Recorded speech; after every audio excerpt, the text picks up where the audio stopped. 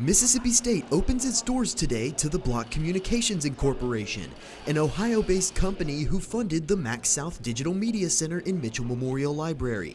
The group toured campus and got to see where their resources are being used. Alan Block, president and CEO of the Block Corporations, chose MSU as a partner due to the amount of excitement the university showed when the partnership was first offered. So then somebody said, try the other big state, University of Mississippi State, and here they loved us. They were so interested in having, the only copy in the state of Mississippi of the original laws from the territory days. And it basically happened because Mississippi State was very interested and the University of Mississippi was not as interested at that moment. Chairman Block also got to speak to bright young minds at the DMC and impart some wisdom that he gained after many years of being a prominent figure in the journalism industry. Well, I would say I'm delighted that you're interested in a career in journalism. And I would warn you that local journalism in particular is business model challenged and economically challenged today. And you should do it because you believe in the mission. It's types of interactions like these that can be very beneficial to students as they further their careers.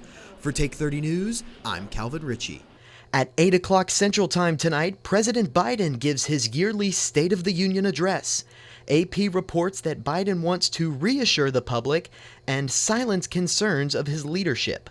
Coming into tonight, 3/4 of U.S. adults say that America is on a bad track, and the majority of Democrats would not like Biden to run for a second term. In sports news, tonight at 9 o'clock Central, the Los Angeles Lakers will take on the Oklahoma City Thunder in Crypto Arena, with LeBron James only needing 36 points to pass Kareem Abdul-Jabbar on the NBA's all-time scoring list. Tickets to the game are going for as much as $24,000, and prices are almost as equally high for the Lakers' next game against the Milwaukee Bucks. In more sports news, the Mississippi State women's basketball team defeats the Tennessee Volunteers by a score of 91-90 in double overtime. In a game that saw 3 Bulldogs score in double figures, the team was led by junior guard Jerkayla Jordan, who had 24 points and 6 rebounds, while the Vols were led by former MSU player Rakia Jackson, who had 28 points and 11 rebounds. The Bulldogs will travel to Gainesville for their next game against the Florida Gators on Thursday night. Your forecast tonight calls for cloudy skies and light rainfall, while temperatures will stay in the 60s. For tomorrow, expect rainfall and temperatures in the low 70s. If you are going to Humphrey Coliseum to see the men's basketball team take on the LSU Tigers tomorrow night, I would suggest packing an umbrella. It is currently 66 degrees. With your WMSV News Update, I'm Calvin Richey.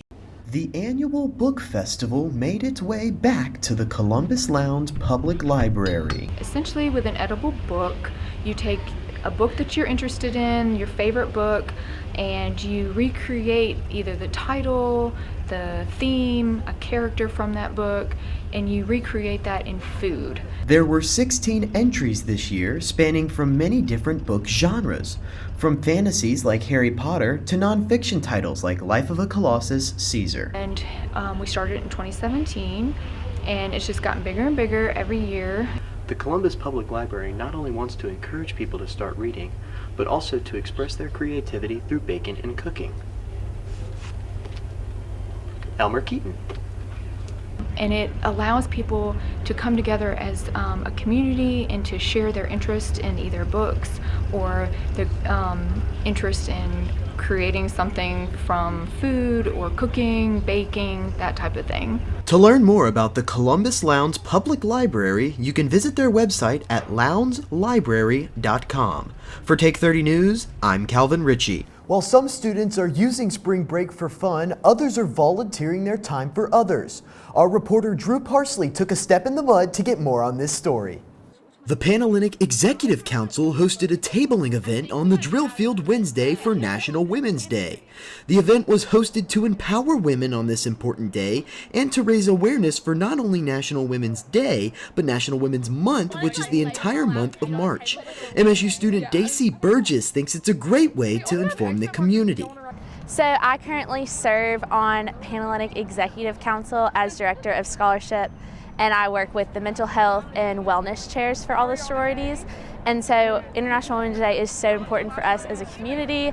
We're all women that empower each other. We're a community within ourselves, but we're also a community in our school, in our campus, in our city, in our town. The tabling event was for all students and even included some fun giveaways. Students who came out to the tabling event were given keychains, stickers, bandanas, and even beverages. The Panhellenic Council also stressed the importance of educating students on Women's History Month in hopes that they can raise awareness for the empowerment of women all across the world. It's important because obviously we interact with women every day in our lives, and it's just really nice to be able to acknowledge all the hard work that we do and really see how far we've come since our country was founded on women's rights and equality. Panhellenic Executive Council hopes that the table will inspire people to look more into Women's History Day and month, and that people will continue to spread the message of women's empowerment. For Take 30 News, I'm Calvin Richey.